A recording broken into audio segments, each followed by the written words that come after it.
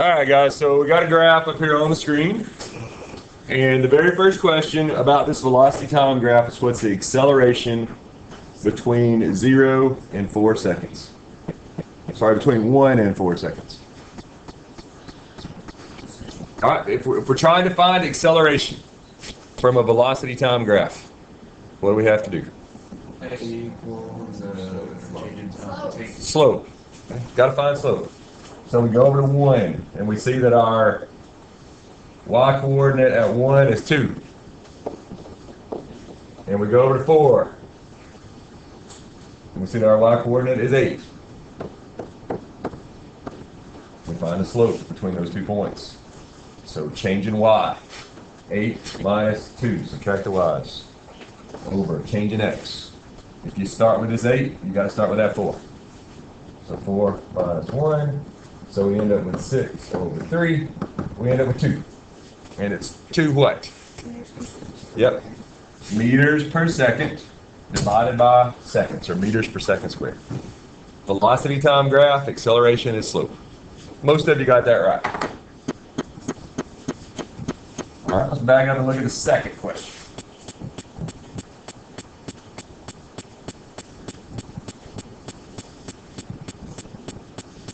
Second one was, what's the displacement between 0 and 9 seconds? Remember, if you have a graph, well, first of all, we know that displacement from a velocity time graph, how do we have to go about finding it? We have to find the area under the curve. So this one is going to be a little more complicated than most of the ones we've done before. We're going to have to divide. Right there we got a triangle. Find the area of that triangle. We can take this, find a rectangle right there. This part over here is a little bit more complicated. First of all, I'm going to draw down right there. And I could get a rectangle right there, and then a triangle right in here. It's going to take a few steps. But you got to find all the area under the curve. So we've got 4 wide on this triangle right here, and we've got 8 high. So 1/2 base height. 1/2, 4 times 8 would be 16. Here, this is 2 wide and 8 tall. So 2 by 8, and that area is going to give us 16, right? Mark that out. The triangle right here is from 6 to 9, so it's 3 wide. And it's, how tall? 2 to 8, so it's 6 tall. So 3 wide, 6 tall, 18. 1/2 base height would be 9. Where are you guys coming from? Considering. Okay. We got a elaborate. Yeah, as long as it's okay with her, just make sure you stay there. All right, this rectangle is 3 wide and 2 tall. So that area would be 6, right? Everybody with me on how I came up with those numbers? Now just add them up.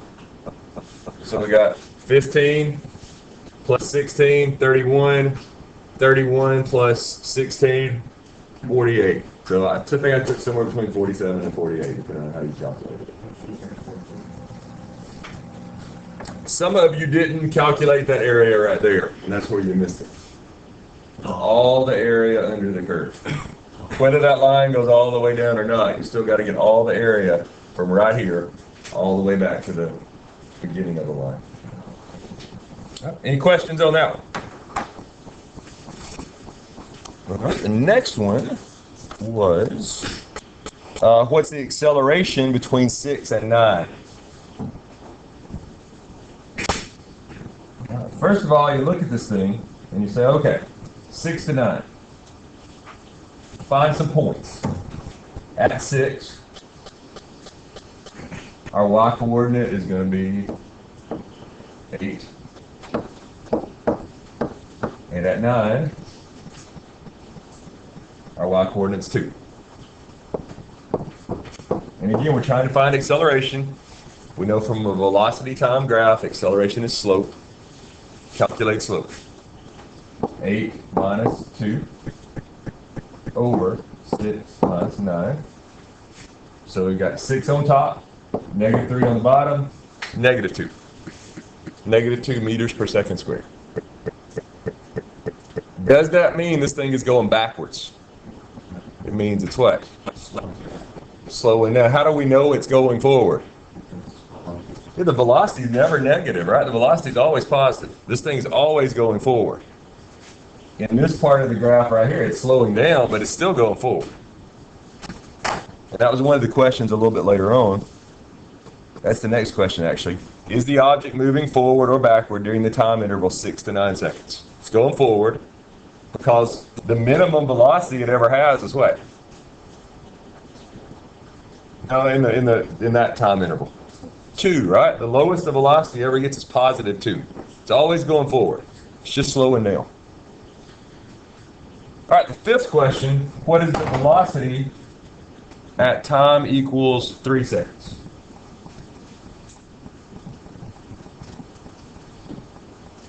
So let's erase this. And at time equals 3 seconds, all we got to do to get the velocity is just read it straight off the graph like that. So it's 6. It's an instantaneous velocity, right? A velocity at a certain point in time. 6 meters per second.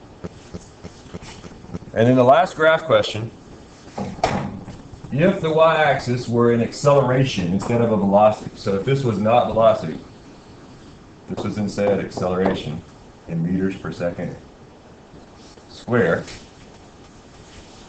what would the change in velocity between t equals, what would be the change in velocity between t equals 0 and t equals 7?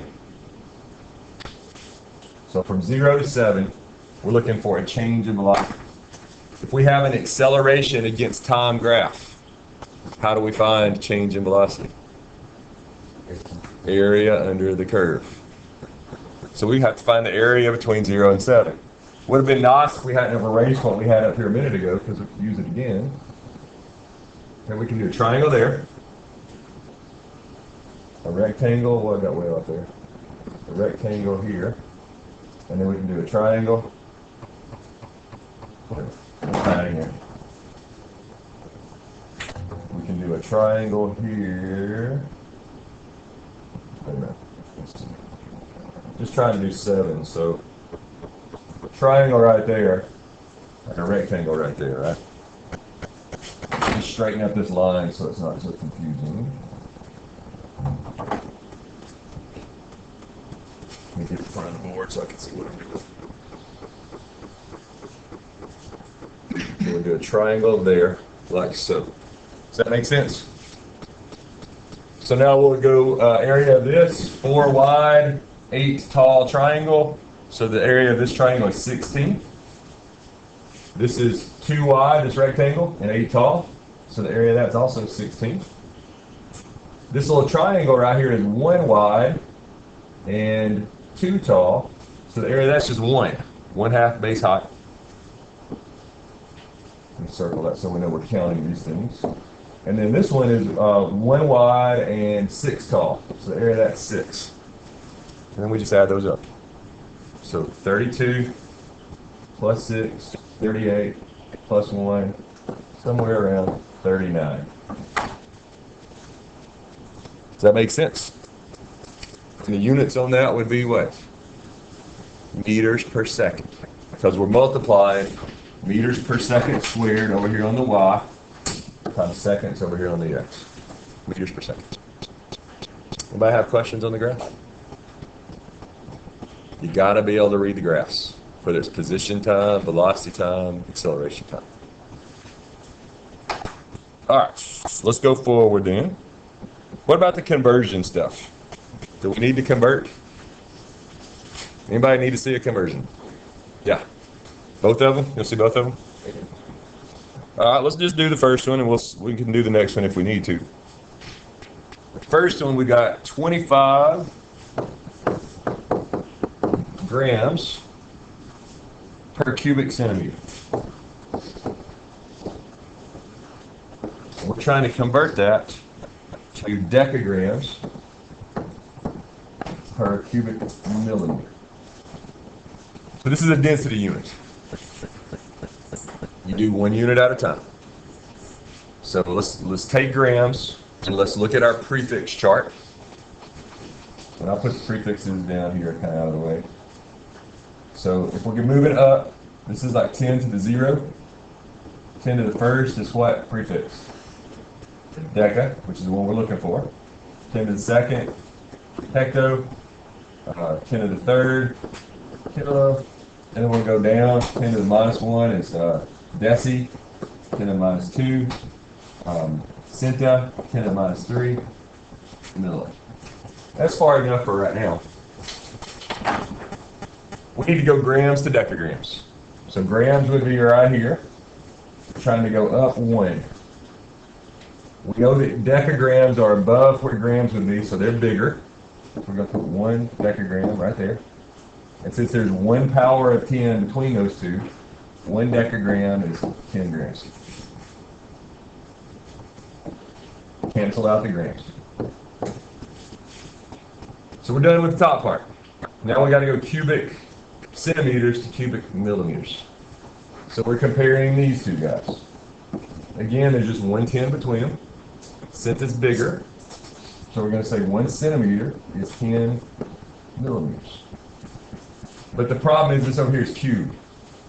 And since this is cubed, we have to cube that, and we have to cube that.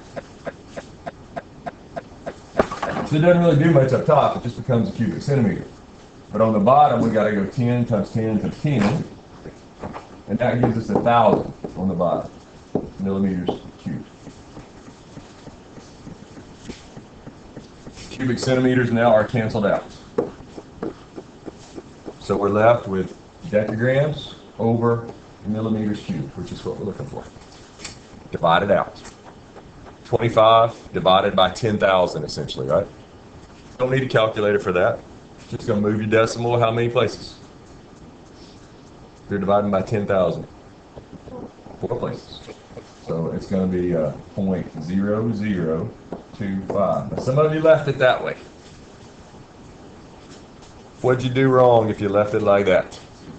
You left off a sig fig. You might have gotten -1 if you did that. You need that 0 there. Because you started with 3 significant digits, you need to end with 3 significant digits. So 0.250 decagrams per millimeter cubed.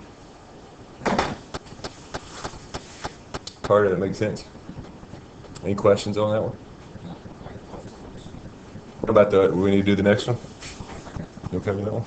Okay. What about this one, guys? We need to do this one? Yes. Okay. So this one, we're throwing a ball vertically upward from ground level with an initial velocity of 18 meters per second. How long will the ball remain in the air before it returns to the ground? Now, some of you did this sort of halfway right. Some of you calculated what? The time for it to go up. But that's not what this is asking for, right? This is asking for the time up and the time down. Which should be what? It should be the same times 2, right? So let's work it. Here's what we know. In this problem, we know the initial velocity.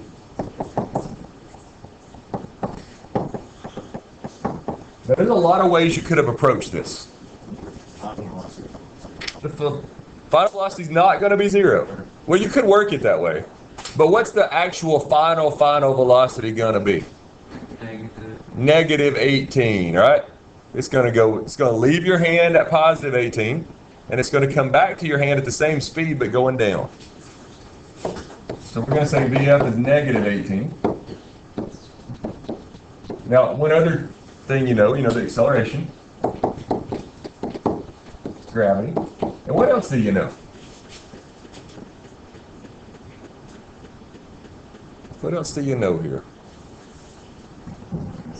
You know the displacement. What's the displacement going to be? 0, because it's coming back to exactly what? Where it started. So you got all that, and all you're looking for here is the time. So probably the easiest way to go about doing that would be to use that top equation, right? Just use VF equals VI plus AT. Trying to find t. So VF minus VI over A equals t. Do the algebra. What we know. So over here we've got a final velocity of negative 18 minus an initial velocity of positive 18. Dividing all that by gravity.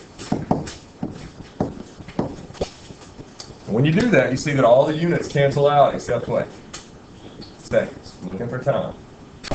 And if you divide it out, you come up with on this, let's see, about 3.67 is what you should come up with.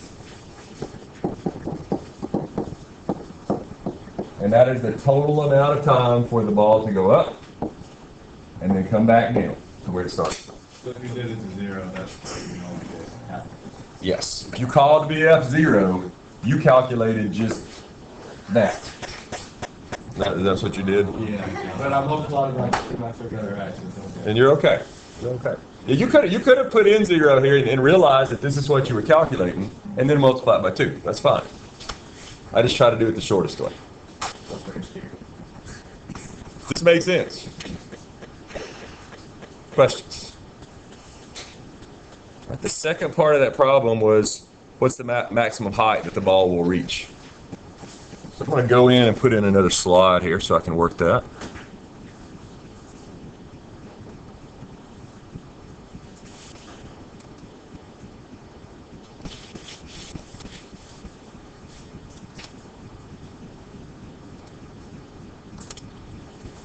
All right, so let's go back to what we know in this problem.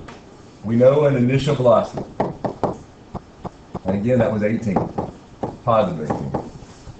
If we're trying to find the maximum height, what do we need to use as the final velocity? 0, because that's where it stops, right? It goes up and it stops. We know an acceleration.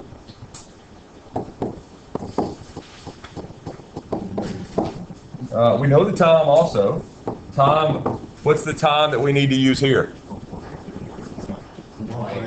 1.84, right? Because the time to go, we're just talking about this part of it, right? So the time up will be 1.84.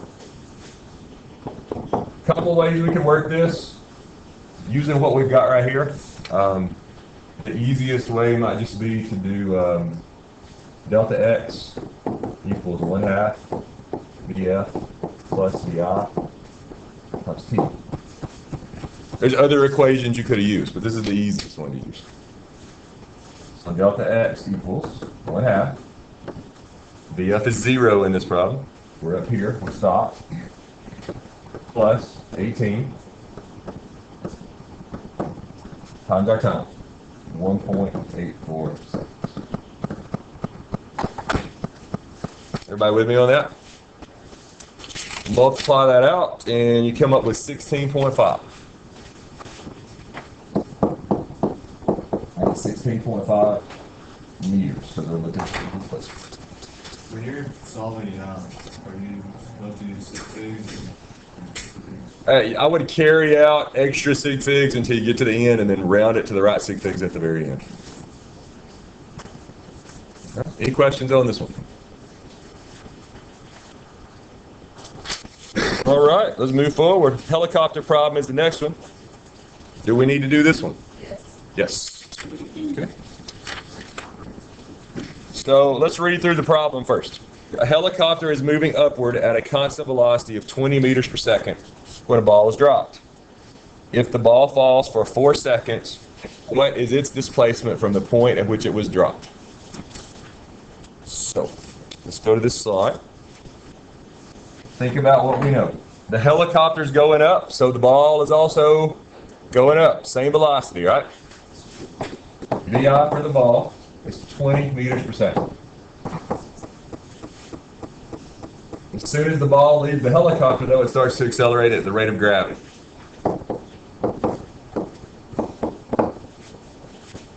And it falls for a time of 4 seconds. And we want to know its displacement. Now there's several ways we can do this. But probably the easiest, since we only know these three variables, is to use delta x equals VIT plus 1/2 AT squared. It's the easiest one of our equations to use. So let's go delta x equals 20 times 4 plus 1/2 negative 9.8 times 4 squared.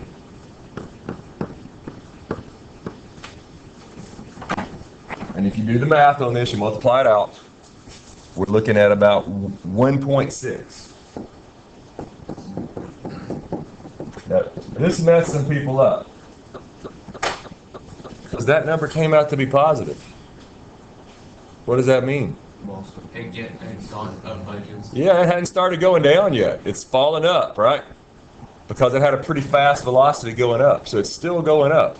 It's almost stopped, probably. If we calculated the velocity at this point in time, it's probably getting really near zero, and it's about to start falling.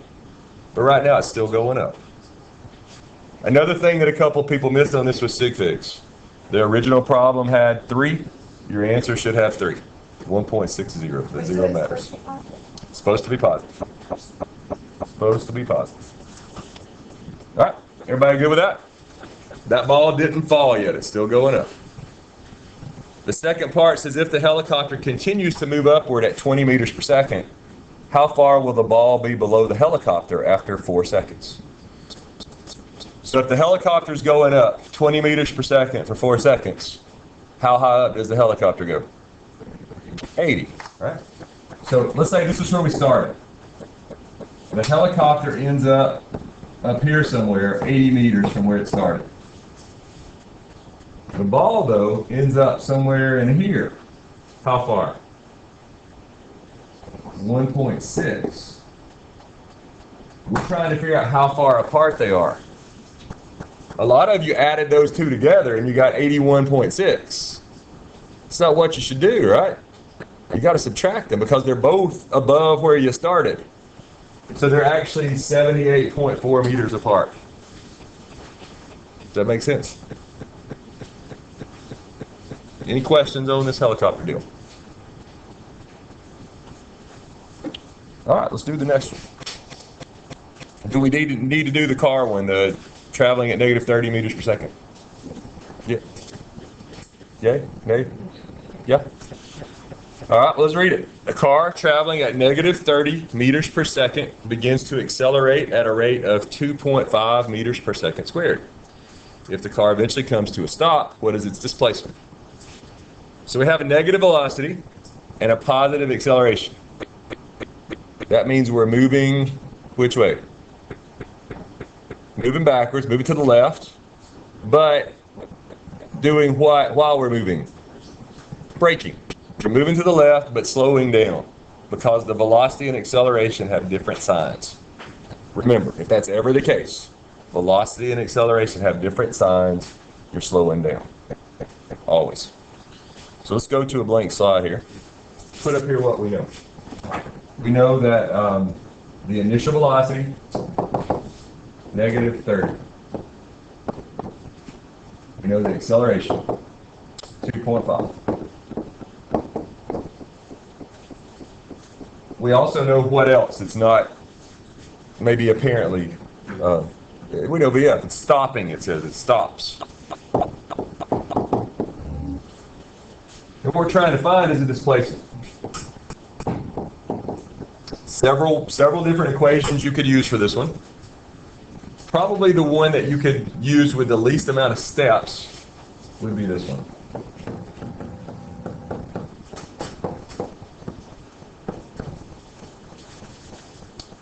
So let's do the algebra first, solve for delta x, which is what we're looking for. So subtract the VI from both sides, and then divide by the 2/8.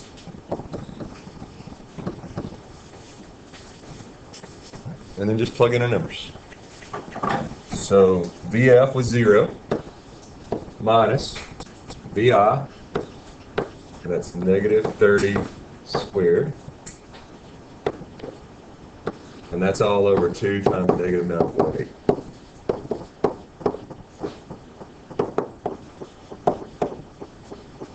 So if you do the math on this, you're going to come up with about negative 180. Because you're going to have 900 on top divided by negative 19.6 on the bottom.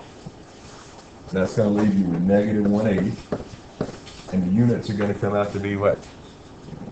Meters. And something that some of you messed up is my answer right as written right here. We started with 2 sig figs, 3 sig figs, we need to end with 3 sig figs. What's up? Hey, I was going to see if any of my study hall people are here.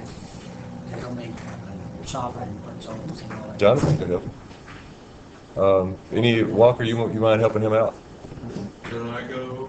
No. I think Daniel's got 5 or more. I think we're going to just deal with the freshmen. 3 sections instead of math and let the kids just keep it. And punch holes and then the teachers can use it as resource. Sounds good to me? Yeah.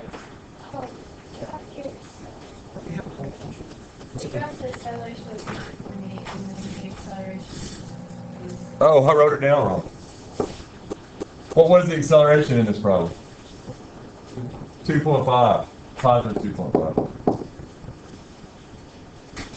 Yeah. The answer's right. I just wrote down 9.8. Yeah, the acceleration in this problem wasn't gravity. It was positive 2.5.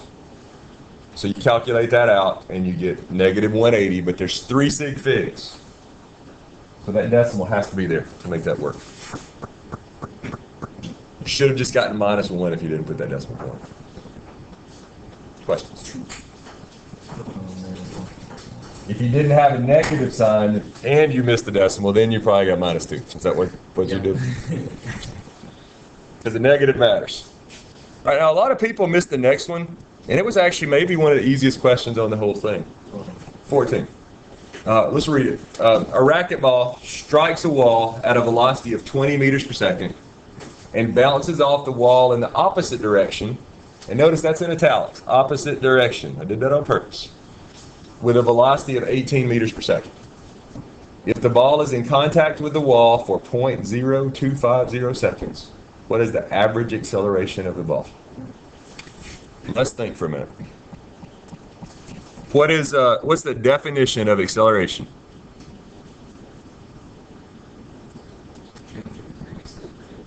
Change in velocity over change in time.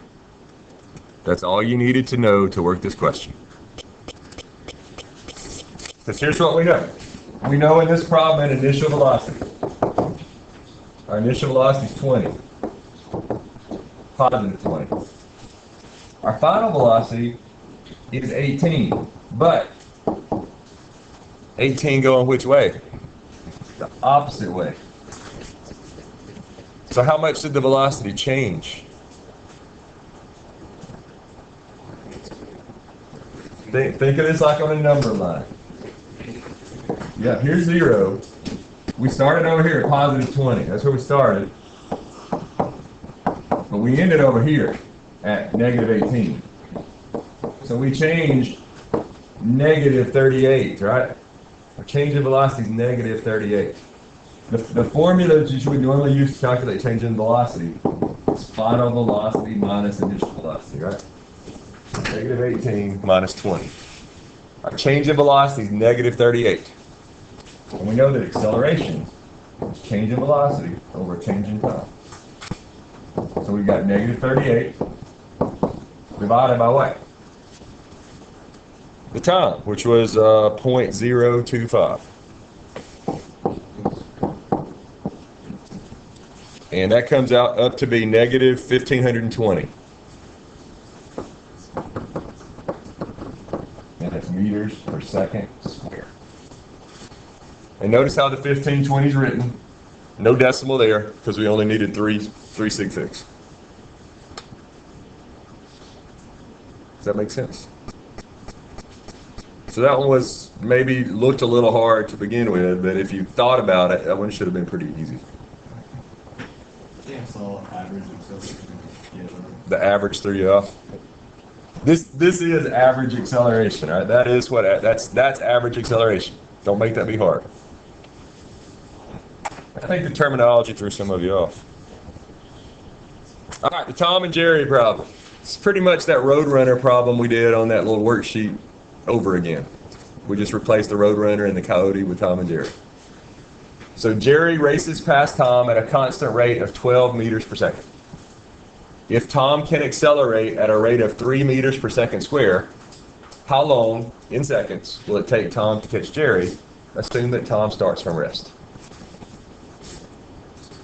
So, most of you remembered that to work a problem like this, what two things have to be equal? Their displacements. So let's say the displacement of Tom has to equal the displacement of Jerry. Now here's the thing. What do we know about Jerry? His initial velocity is 12, and he's moving at constant velocity. What equation will let us find displacement for things that are moving at a constant velocity? VT, right? Displacement equals velocity times time. So let's plug in VT right here. On the other hand, Tom, he's accelerating, right? What equation lets us find displacement for something that's accelerating? Yeah, this one right here would be the best one. VIT plus 1/2 AT squared. But the nice thing about Tom in this problem is what?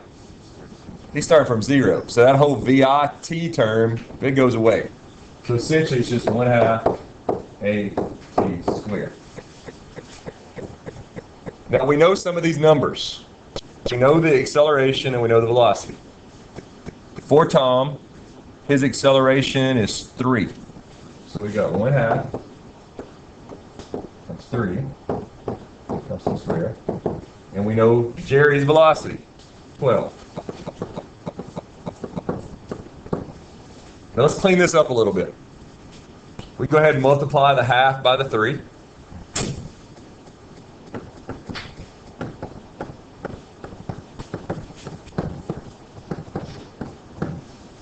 We've got t's on both sides, so we can divide both sides by t, right? So if we divide this side over here by t, that t goes away. Divide this side by t, that squared goes away. And now it's just a matter of dividing both sides by 1.5.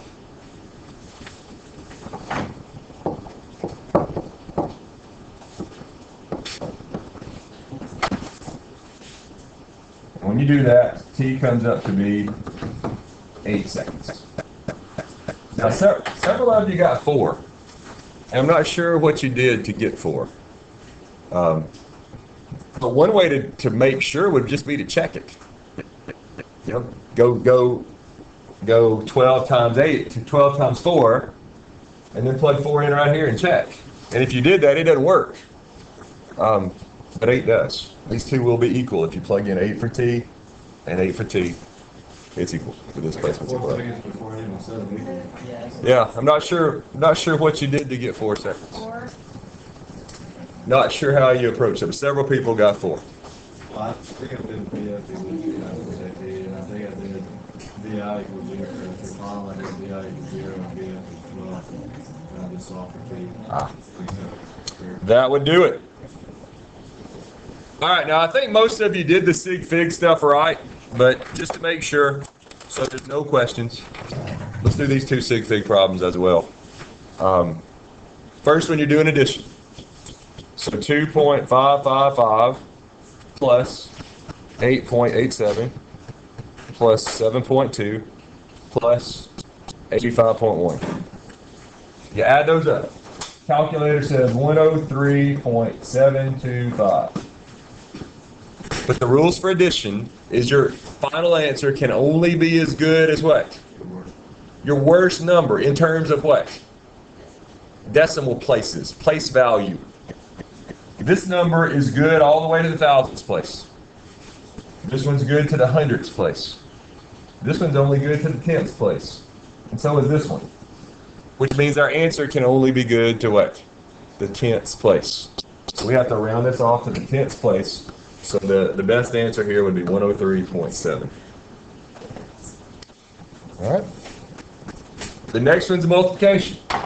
So let's multiply those numbers. 776.25 times 87.2 times 90.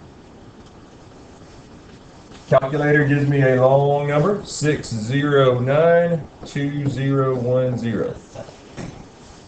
But the rules with multiplication and division are your answer can only have as many significant digits as you started with, and the least number you started with. So this one has 5 sig figs, this one's got 3, that one only has 2. Our answer can only have 2 sig figs. So we have to keep the 6, and what do we have to do to that 0? Round it up to a 1. Now please, I don't think anybody did this, but in years past, people have written down 61 for an answer like this. That's way wrong, okay?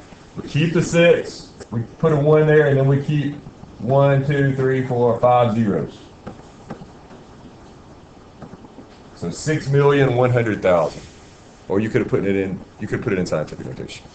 6.1 times 10 to the 6 would have been okay too. Yeah. Yeah, it was 6, right?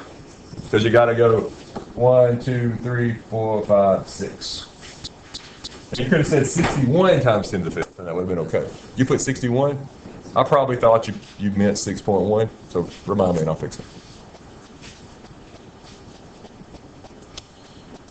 All right. Any questions so far? Sure. I'm going to skip to this one first, and then I'll come back to those others. This one, a particle moves along the x-axis according to the following position function. So this is at a certain time, what's your position? That's what this function tells you. At a certain time of t, what position do you get? Got an equation. What was the average acceleration during the time interval t equals 0 to t equals 3? Those of you who don't know any calculus, what's the easiest way to go about doing this? Yeah. We know that velocity is change in position over change in time, right? So if we plug in 0 for t, put a 0 right here, and put a 0 right here. What's the position at time equals 0? 6. So at 0, the position is 6. Well, then we go and we plug in a 3. So we're going to put a 3 right here, and we're going to put a 3 right there. And when we do, this would be 3 squared, 9 times 5, 45. This would be 3 times 3, that'd be 9. And that'd be 6. So we add those up, and that comes up to be 60, right? So at 3, we got 60. Those are our positions. So what's our change in position? We started at 6. We ended at 60. So our change is 54, right? Our change in position is 54. And we changed that position in 3 seconds. So what's our velocity? 18 meters per second. That makes sense? It's so simple when you... Can I do it up here? Yeah. Now, how many of you guys are in calculus or have had calculus before? Let me go ahead and do it the calculus way too. That's the way most of you need to do it, what I just did. But those of you in calculus, it wouldn't have made it much easier here. But what you guys in calculus should know is if you have an equation for position, what can you do to find velocity? Take the derivative. So if we take the derivative of this, and you guys who don't know calculus, just ignore what I'm saying right now. But the equation for velocity would be 2 times 5, 10, t, plus 3. So what you guys could have done is you could have taken 0 and plugged it in right here. And then you would know at time equals 0, the velocity would be 3. And then you could have taken a 3 and plugged it right in here for t. And at time equals 3, you know the velocity is what? 33. So your change in velocity would have been 30. Oh, wait a minute, that's not what we're doing. We're just looking for the change in velocity, right? So it'd be 30. Now, but the acceleration. Do something else with it. Just a sec. I'll screw something up here. Let me back up and fix something here. Again, our velocity equation should have been 10t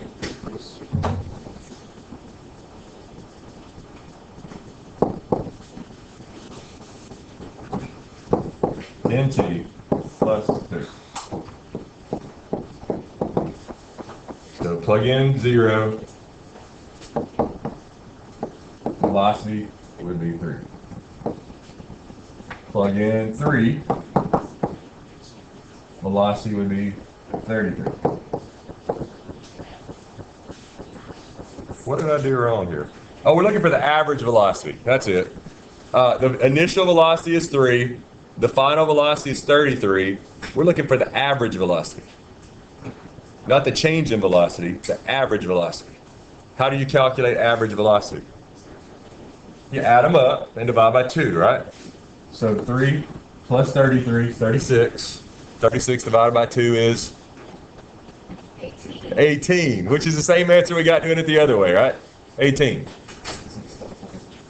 So the calculus didn't help you do it much faster this way, but it's another way to do it. Now the bonus question, let's go ahead and work that while we're at it. Bonus question, we're trying to find the average acceleration. And to do this one, you pretty much had to know a little bit of calculus to get the bonus question. And I showed you how to do it the other day, but it's a bonus question. Here's the deal. Let's put the velocity equation back up here. You have to take the derivative, 10t plus 3. If you want to find acceleration, how do you do that? You take the derivative of the velocity. It's 10. That's your answer, 10. Now there is another way to do it.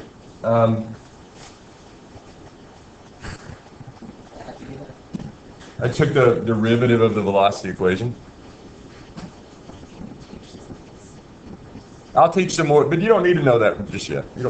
It's just a bonus question. That was for the calculus people.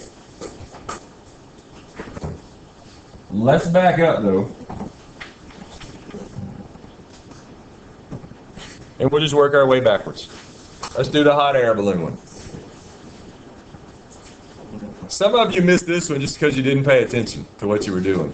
Because most of you did the math right, and the last step got you. A hot air balloon travels upward at a uniform rate of 5 meters per second. A rider in the balloon mistakenly drops a baseball over the side of the balloon.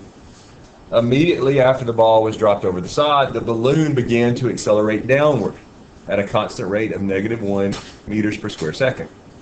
After 5 seconds, how far apart are the balloon and the ball? So, let's think about what we know. Let's first of all just worry about the ball. We'll worry about the balloon in a minute. For the ball, what's its initial velocity? +5, right? It's going up. As soon as it drops over the side, it's accelerating its gravity. And it does that, it falls for 5 seconds. What we need to know about that ball is what? That's okay, I'll fix it in a minute. We need to know its displacement. So the easiest thing would be displacement equals VIT plus 1/2 AT squared. It's not the only way you could do it, but it's the easiest way from what we know. So delta X equals 5. It's our velocity. Our time is also 5. Plus 1/2 negative 9.8 times 5 seconds squared. So if we do the math on that,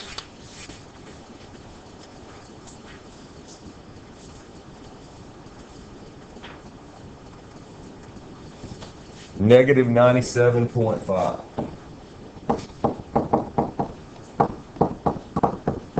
So that's how far the ball falls from where it started.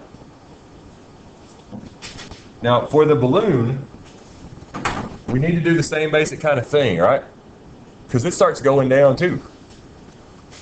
The balloon starts with the same velocity, 5. Same time, 5. What's the only thing we need to change in this equation for the balloon? Acceleration. So let's just take that out, and let's make that be -1. Now if we do that calculation, 25, 2, that's positive 12.5, right? We do all the math on this for the balloon, positive 12.5.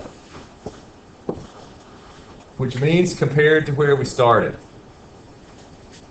Let's say that right here is where we started the problem. Where's the balloon at the end of the problem? He's still above where we started, right? He's still up here at 12.5 meters. Where's the ball? Way down here somewhere. 97.5 meters down. The question is how far apart they are. In this case, you got to do what? Add them up. Because they're one's on one side, one's on the other. You add them up, and they add up to be 110. You need 3 sig figs, so it's 110 point meters. Does that make sense? Everybody okay with that? All right, juniors have got to go to a meeting in a minute, so we're going to rush through this next one. This is the one that most of you missed this one. I tried to hint you into it that it was a quadratic.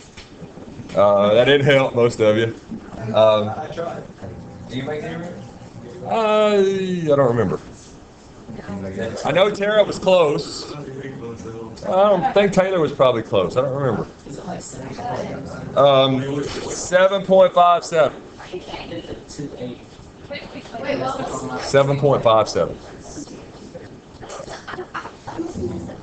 Well, let's do it up here. A Corvette can accelerate at a rate of 7 meters per second squared. The driver of the Corvette decides to race against the driver of a Ferrari. Both start from rest, but the Ferrari gets a 1.5 meter head start. That doesn't really sound fair, does it? 1.5 second, I'm sorry, head start. The Ferrari accelerates at a rate of 4.5 meters per second squared. How long does it take the Corvette to catch the Ferrari? So,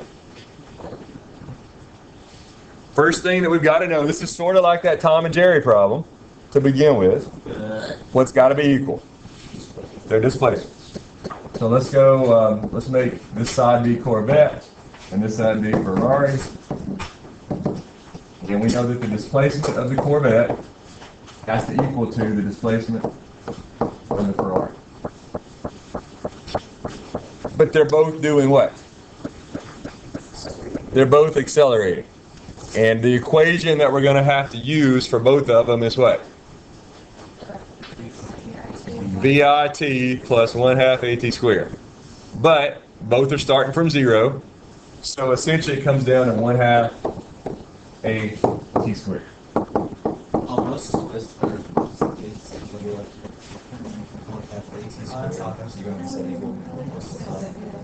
If they're both accelerating. Yep. Now, the other thing, most of you did okay on this part. Are these T's the same T's? No. The Ferrari got, what was it, a second and a half? A second and a half extra. So the easiest way to fix that is to come over here and say 1/2 A times what? T minus 1.5 seconds. Still squared. Equals 1/2 t. You could have added to the other side over there. You could have made that work. But you'd had to have done that to the other side, right? Because the Ferrari got extra time. So this would have, if you did it over here, it'd have to be plus 1.5. Still would have worked out. So now you got to do some FOIL. Let me make some space up top to do the FOIL.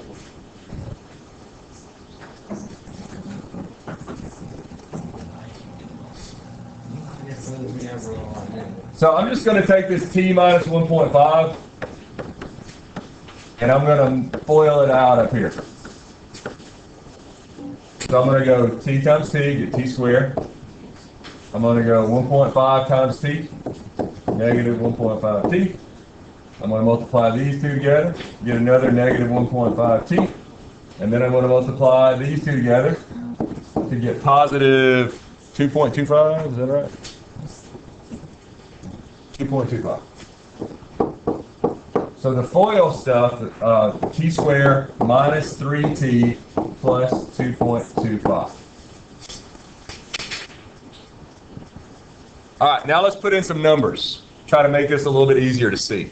But realize that this was in there. What is the acceleration of the Corvette? 7. So this is 1/2 times 7, right? 3.5.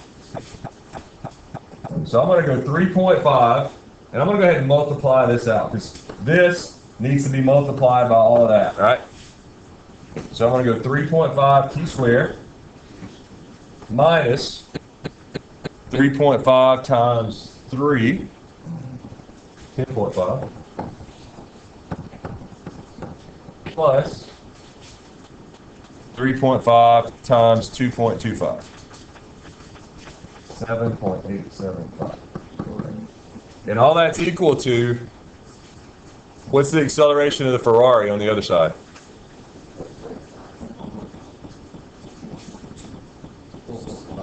4.5 times a half, right? So that'd be 2.25.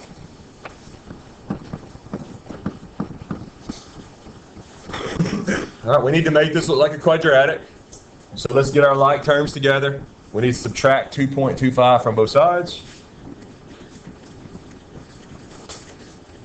So we end up with 1.25 t squared minus 10.5 t plus 7.875 equals 0.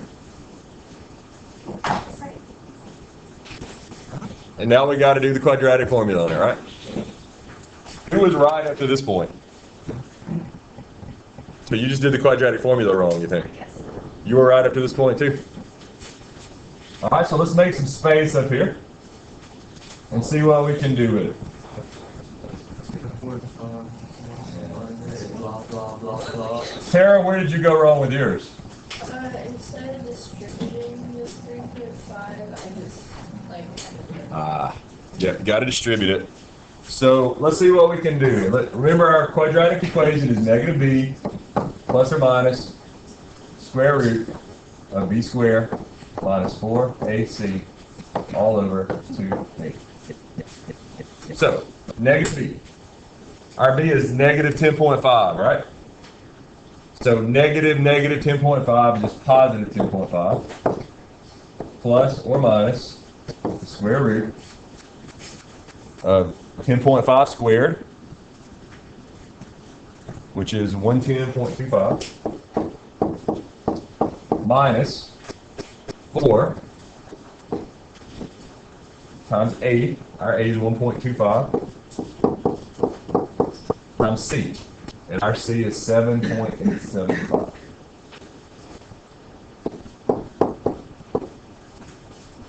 And now all that's over 2 times 1.25.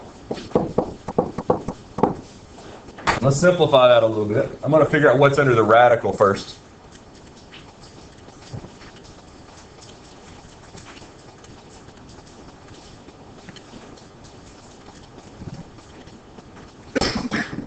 Under the radical, I'm looking at 70.875.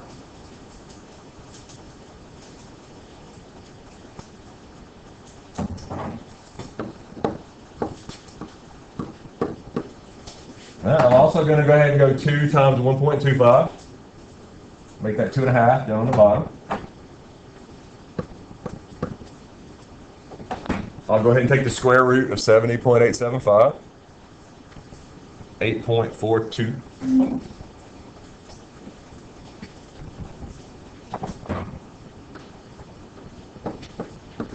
Now here's where you got to think a little bit. You're going to get 2 answers, right? You got to do the plus version and you got to do the minus version. Just look at it. If we did the minus version, what are we going to come up with? Some tiny, tiny number less than what? Less than the 1.5 second head start. So could that be possible? It can't work. So let's don't even worry about the negative part. Let's do the positive one. 10.5 plus 8.42 divided by 2.5. And it's 7.57 is what it comes up to be.